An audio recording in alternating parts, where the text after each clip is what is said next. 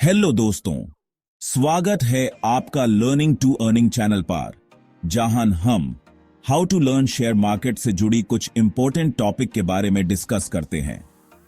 मैं हूं शुभम और आज इस वीडियो में हम बात करने वाले हैं एक बहुत ही इंटरेस्टिंग टॉपिक के बारे में जो आप सबके लिए काफी हेल्पफुल हो सकता है। तो दोस्तों, आज के वीडियो में हम बात करेंगे कि आप कैसे कैंडलस्टिक को किसी भी टेक्निकल चार्ट पर देखकर यह पहचानना सीख जाएंगे कि मार्केट में यदि ट्रेडिंग करनी है या इन्वेस्टमेंट करनी है तो सही टाइम कब है और किस प्राइस पर खरीदना और बेचना है, और डेली प्रैक्टिस करके आप अपनी वर्किंग में एक्यूरेसी बिल्ड कर सकते हैं। यदि आप भी शेयर मार्केट में ट्रेडिंग या इन्वेस्टमेंट करते हैं या स्टार्ट करना चाहते हैं तो ये वीडियो आपके लिए जरूरी है। यदि आप इस चैनल पर नए हैं तो चैनल को सब्सक्राइब करना ना भूलें और बेल आइकॉन भी प्रेस करें ताकि आपको हमारे लेटेस्ट वीडियोस की नोटिफिकेशंस मिलती रहें। तो बिना देर किए चलिए शुरू करते हैं आज का वीडियो और जानते हैं टेक्निकल चार्ट में कैंडलस्टिक पैटर्न के बारे में। सबसे पहले कैंडल क्या होती है और जापानी कैंडलस्टिक का इतिहास। दोस्तों, कैंडल एक मोमबत्ती की तरह होती है जो हमें मार्केट के उतार चढ़ाव के बारे में बताती है कि मार्केट में तेजी है कि मंदी। ये टेक्निकल चार्ट में कैंडल का तरीका जापान से आया है। आगे बढ़ने से पहले जापानी कैंडलस्टिक का इतिहास जान लेना अच्छा होगा। नाम से आपको पता ही चल गया होगा कि कैंडलस्टिक की उत्पत्ति जापान में हुई थी। इसका पहला इस्तेमाल 18वीं सदी में जापान में एक चावल के व्यापारी ने किया था। हालांकि जापान में कीमतों की एनालिसिस करने के लिए इसका इस्तेमाल काफी पहले से हो रहा है, लेकिन पश्चिमी देशों को इसके बारे में कुछ भी पता नहीं था। यह माना जाता है कि 1980 में एक स्टीव नाइसन नाम के एक ट्रेडर ने इसे पाया और फिर दुनिया को इसका उपयोग और इसके काम करने का तरीका बताया। उसने इस पर एक किताब भी लिखी, जापानीज कैंडलस्टिक चार्टिंग टेक्निक्स। अभी भी यह किताब काफी लोकप्रिय है। यदि यह बुक ऑनलाइन खरीदना चाहते हैं तो इसे आप अमेजन या फ्लिपकार्ट से खरीद सकते हैं। कैंडलस्टिक तकनीक से जुड़े बहुत सारे नाम अभी भी जापानी नाम ही हैं। इस कैंडल में 4 चीजें होती हैं: ओपन, क्लोज, हाई और लो। वर्टिकल बार कैंडल की बॉडी बताती है ओपन और क्लोज में कितना फर्क है, और उसकी विक्स यानी शैडो हाई और लो का अंतर दिखाती है। कैंडलस्टिक पैटर्न का उपयोग क्यों किया जाता है? कैंडलस्टिक पैटर्न तकनीकी टूल हैं जिनका इस्तेमाल भविष्य में प्राइस के मूवमेंट का अनुमान लगाने के लिए किया जाता है। इन पैटर्न का इस्तेमाल ट्रेडर्स शेयर के प्राइस के स्तरों की पहचान करने के लिए करते हैं। कैंडलस्टिक पैटर्न से ट्रेडर्स को यह पता चलता है कि शेयर के प्राइस किसी खास स्तर पर कहां खरीदनी या बेचनी है। कुल कैंडलस्टिक पैटर्न कितने होते हैं? 42 मान्यता प्राप्त पैटर्न हैं जिन्हें सरल और जटिल पैटर्न में विभाजित किया जा सकता है। अब कुछ जरूरी कैंडल पैटर्न्स देखते हैं जो आपको ट्रेडिंग या इन्वेस्टमेंट करने में हेल्प करेगा। वर्टिकल बार पहले नंबर पर हैमर कैंडल। हैमर पैटर्न मंदी के बाद बॉटम में दिखता है। इसकी बॉडी छोटी होती है और लोअर शैडो थोड़ी बड़ी होती है। ये एक हथौड़े के आकार का होता है, इसलिए इसे हैमर कहते हैं। ये बनने के बाद ये संकेत मिलता है कि अब स्टॉक या मार्केट ऊपर जा सकता है। दूसरे नंबर पर इन्वर्टेड हैमर।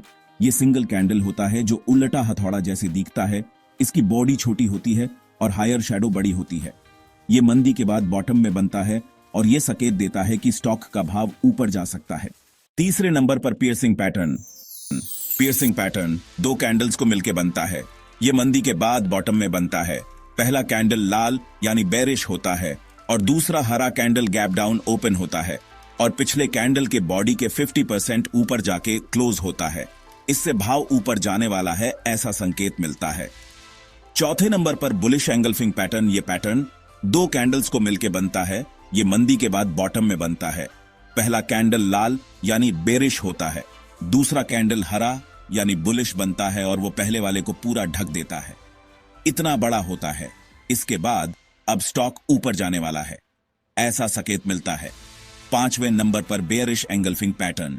ये पैटर्न 2 कैंडलस्टिक पैटर्न है जो अपट्रेंड के अंत में होता है, जो बेयरिश रिवर्सल को दर्शाता है। यह 2 कैंडल से मिलकर बनता है। पहली हरी कैंडल है, दूसरी बेयरिश लाल कैंडल है। जो पहली कैंडल को एंगल्फिंग करने का मतलब है कि हरी कैंडल को लाल कैंडल से ढकना, जिसका मतलब है कि बियर अधिक सक्रिय है और मार्केट में मंदी आने वाली है। 6 नंबर पर डोजी पैटर्न। ओपन और क्लोज एक जैसे होने से डोजी बनता है। यह अनिश्चितता दिखाता है, मतलब बाजार ऊपर भी जा सकता है, नीचे भी। इस पैटर्न को न्यूट्रल कहा जाता है, मतलब ना ही ये कैंडल बुलिश है और ना ही बेरिश है। इसमें बॉडी छोटी होती है, और शैडोज काफी बड़ी होती है। 7वें नंबर पर बुलिश हारामी। ये पैटर्न 2 कैंडल का मिलके बनता है और मंदी के बाद बॉटम में बनता है। पहला कैंडल बड़ा लाल होता है और दूसरा छोटा होता है ग्रीन कलर में, पर दूसरा कैंडल पहले कैंडल के रेंज के अंदर बनता है। अब स्टॉक ऊपर जाने वाला है, ऐसा संकेत देता है। 8वें नंबर पर बेयरिश हारामी। ये पैटर्न 2 कैंडल्स का मिलकर बनता है और ये अब ट्रेंड के बाद टॉप में बनता है। पहला कैंडल हरा यानी बुलिश होता है और दूसरा लाल यानी बेयरिश होता है।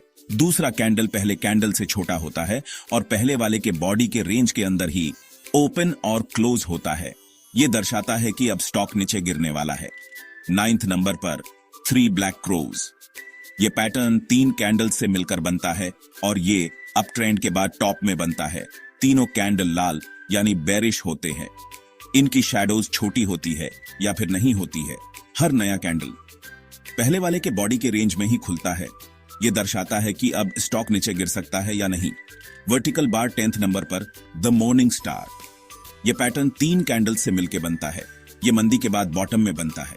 पहला कैंडल बड़ा लाल यानी मंदी होता है, दूसरा कैंडल डोजी ये न्यूट्रल माना जाता है और तीसरा हरा यानी तेजी को दर्शाता है।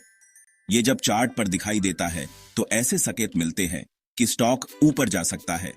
11वें नंबर पर इवनिंग स्टार। ये पैटर्न 3 कैंडल से मिलकर बनता है और ये अब ट्रेंड के बाद टॉप में बनता है। पहला कैंडल हरा यानी बुलिश, दूसरा डोजी यानी न्यूट्रल और तीसरा लाल यानी बेरिश होता है। यह है कि अब स्टॉक नीचे गिर सकता है। 12वें नंबर पर शूटिंग स्टार पैटर्न। ये पैटर्न इन्वर्टेड हैमर जैसे दिखता है, पर ये अब ट्रेंड के बाद टॉप में बनता है, इसलिए इसे शूटिंग स्टार कहते हैं क्योंकि ये टूटते तारे जैसे दिखता है और ये दर्शाता है कि अब स्टॉक नीचे गिर सकता है। आप सोच रहे होंगे कि इन नामों का मतलब क्या है। जैसा कि हमने पहले भी बताया, इनमें से कई नाम अभी भी जापानी भाषा से ही आते हैं।